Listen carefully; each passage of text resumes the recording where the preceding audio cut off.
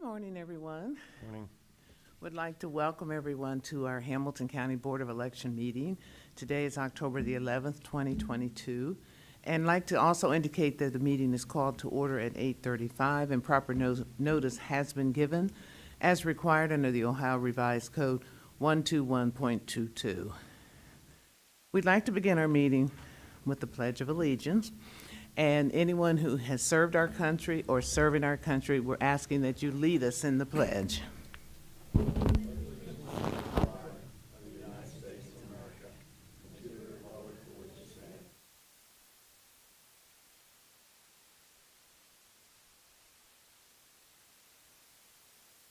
Charles. You know, I'm always have to make a comment that we are so fortunate as a board to have two individuals that work with us who have served our country, and it's always great to have them facilitate and begin our meetings every month or whenever we have our meetings. So again, thank you for serving. Board meeting minutes from September the 29th, 2022 were sent. Have you had a chance to review those minutes, and do you have any changes, additions, or corrections? I have nothing. I'll move approval of the board meeting minutes from our previous board meeting of September 29th. Second. Okay, any more discussion? All those in favor? Aye. Aye. Anyone opposed or abstaining? And that motion carries. Next on the agenda is discussion and approval of November 2022 general election updated equipment allocations. Ms. Poland. Yes, the board approved the allocation in August. Staff has updated that spreadsheet with the latest list of registered voters. We reviewed, there has not been a significant increase in any one particular location. So we recommend adoption of the current plan. Okay. Any discussion? I'll go ahead and move adoption of the updated equipment allocation recommendation, and that we approve that allocation. Second. Okay. All those in favor? Aye. Aye. Anyone Aye. opposed? Anyone abstaining? That motion carries. Next is the November 22nd general election ballot and provisional envelope quantities. Ms. Poland. Yes, the board approved the original plan again back in August. Staff has updated that plan with the latest registered voter totals per precinct. Again, because of no significant increase, we recommend approval of the same allocation of ballots and provisional envelopes. Just wanted to note we did order 101% of the total number of registered voters per precinct. That's good. So, yeah. Thank you. I'll move approval. Second. Any more discussion? All those in favor? Aye. Anyone opposed or abstaining? That motion carries. Next, we have the bipartisan election official absentee ballot collection plan. Yes, it was discussed at the board's last meeting that Secretary of State directive allows the board to adopt a plan for bipartisan election officials to collect absentee ballots outside of the Board of Elections facility. As the need arises to mitigate traffic congestion in and around the Board of Elections, and staff has circulated that plan to the board, and we recommend adoption of the plan. I know we had some discussion about this last time. I think we all had pretty good input. I move that we adopt the bipartisan election official absentee ballot collection plan. I second it. I'd also like to indicate, and I'm going to just hold this up and show you that these are the actual shirts that our staff will be wearing, so that to help minimize any concerns about are these individuals really working for the Board of Election. So just want to show that. Any more discussion? I just want to add that only a bipartisan team, and it's only be Board of Elections employees will be handling the ballots. That's correct. I think Sherry and Alex should have to wear these the entire election period, Aren't they? inside and out. Go. They're rather stylish, Alex. Sure. Come on. Was that a motion? I have nothing else. Thank you. All those in favor? Aye. Aye. Anyone opposed or abstaining? That motion carries. Thank you. Next, election administration policies, and as I recall, we discussed some of these policies earlier, not these particular policies, but additional policies. And now we're again going to be addressing, and I had a chance to read the policies, election administration policies. Ms. Poland, can you go ahead and update us where we are with these? Yeah, as the board is aware, the deputy director and I have been working on a project to revise and create new policies where necessary per the Secretary of State's election officials manual. And we have 6 more policies that are before the board this morning. The first 3, public records, social media, and PO performance assessment, are revisions to our current policy. And then we've created a new provisional verification, paper poll book backup, and testing voting equipment and ballots policy. These were all circulated to the board. Prior to circulating to the board, they were reviewed and approved by Jesse Daly, our legal counsel. Yeah, I've had a chance to go over these. I offered one very small amendment yesterday to what was originally sent out to us, and as long as that's been incorporated, I'm fine with the adoption of the policies. I know our social media policy went through a significant revision, and it seems to me that makes sense as more and more people rely all the time on social media for information. So I think that's probably something that will be continually reviewed by our staff, but at this point, I'm happy to move to adopt all 6 of these policies as they appear in our packet. I second that. And you know, during the review process, I was really glad to see that there's an assessment of our PEOs that's been revised as well in certain aspects, as well as provisional verification, which is a new policy. And the paper pollback backups is a new policy. And the testing of the voting equipment and ballot policies are new. So we have revised and new, and I'm glad I support those. So all those in favor? Aye. Aye. Anyone opposed or abstaining? And that motion carries. Thank you very much.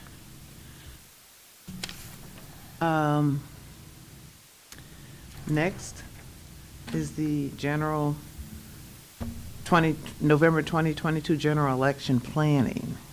An update, Ms. Poland? Yes, things are going well and preparing for the November election.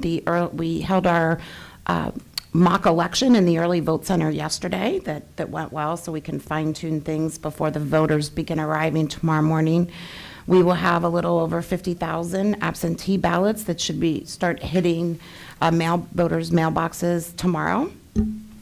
But there was one incident that we did want to bring to the board's attention. There is an issue on the ballot in the Little Miami Joint Fire District, issue 7. The village of Gulf Manor was originally in that fire district. And we received notice just last week that the village of Gulf Manor had left the fire district. So issue 7 does appear on the ballots in the village of Gulf Manor. By the time we received the notice, it just simply was too late to remove the issue. Almost half of our precinct ballots had been printed. Almost half of our backlog of the 50,000 absentee ballots had been printed and compiled. So we worked with our legal counsel and the legal counsel with the village, and we're going to follow the protocols that we have in place when a question or issue is withdrawn from the ballot, past the point of being able to remove it from the ballot, or when a candidate withdraws from the ballot. So the notice that you have in your packet will be displayed in each voting booth in the village of Gulf Manor, as well as in the early vote center, and will also be sent in any vote by mail packets to voters in the village of Gulf Manor. So any votes cast on issue 7 by Gulf Manor voters will not be counted. So there's no action needed by the board, but we just wanted to make sure that you had that information. I think something like this happened previously, so what can we do proactively to have, if you withdraw from another fire district or someone is not included anymore, what can we can we require anything that they notify us? Yeah, we did, in speaking with legal counsel for the village, there is no requirement in the law for the entity to notify us when they've withdrawn. They're required to notify the auditor, but there's no requirement to notify the board. So Deputy Director and I were discussing, and we think we're going to make it a part of our checklist when these types of issues are filed with the board, and whoever is filing will have them confirm the different jurisdictions that are in the district. So at the time that they file, that's something we've thought we could do in the future to help confirm that we have the correct entities in the districts. Is there any way that we can work with the auditor and have that entity be aware that they need to notify we, as the Board of Election, as a regular thing when situations like that occur? We can make that request of the auditor's office. They're not required to under the law, but we can make the request. I think we should make the request.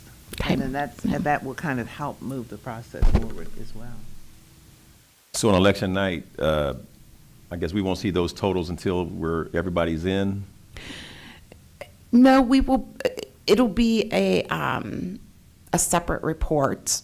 So the issue 7 will be reported in a separate report, not in the cumulative report.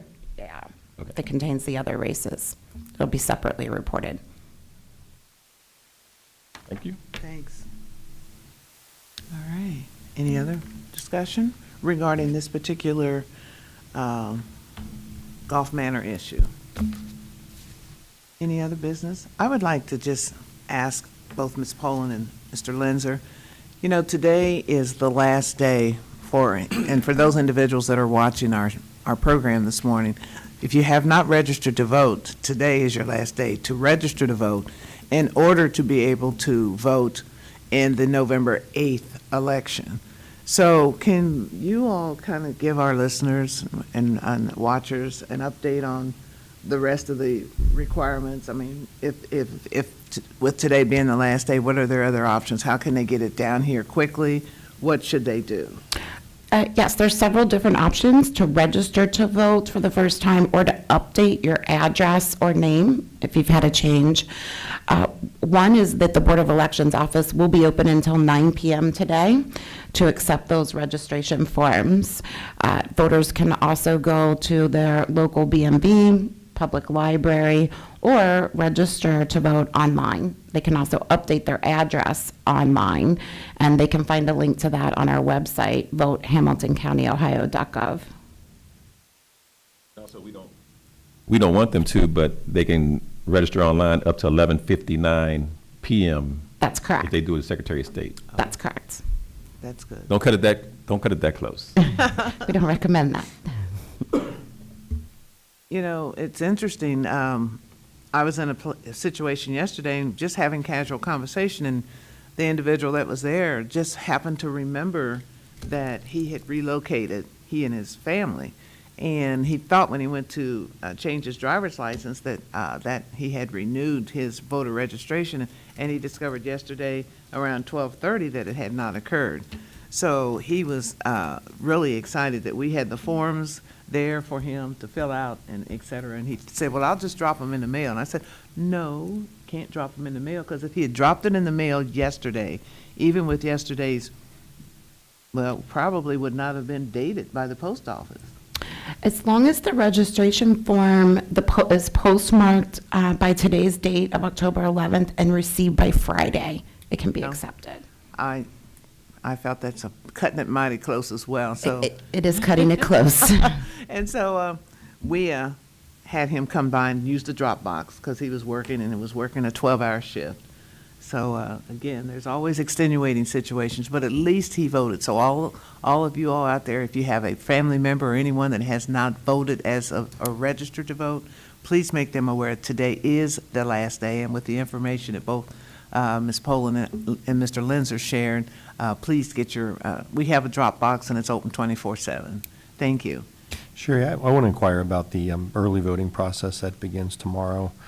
We have in fact banned bullhorns and tents, is that correct? That's correct. Okay. And we have notified all of the candidates in the November election of the new rules for campaigning here at the board. Okay. What about tables? We've been silent on that, like if somebody pulls up a table to hand out literature or something. I don't believe that it is in the plan that was adopted, whether or not tables are permissible.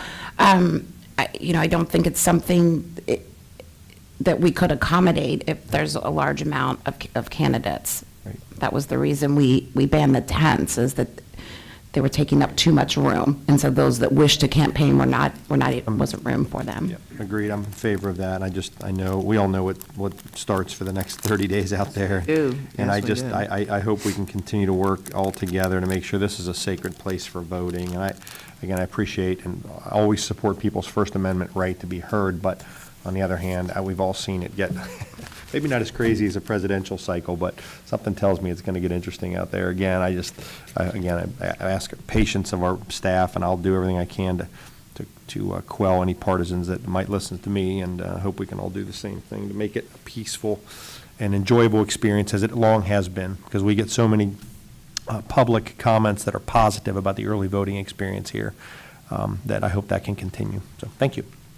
Well, I'd just like to say it's going to be, it's something we all will be working on to make sure that our voters feel safe when they come here to cast their ballots. And as has occurred in the past few years, the staff has just been immensely professional in dealing with them, but we will be out there as well, all of us, trying to make sure it's smooth sailing so that the ballots are cast without any disruption or chaos.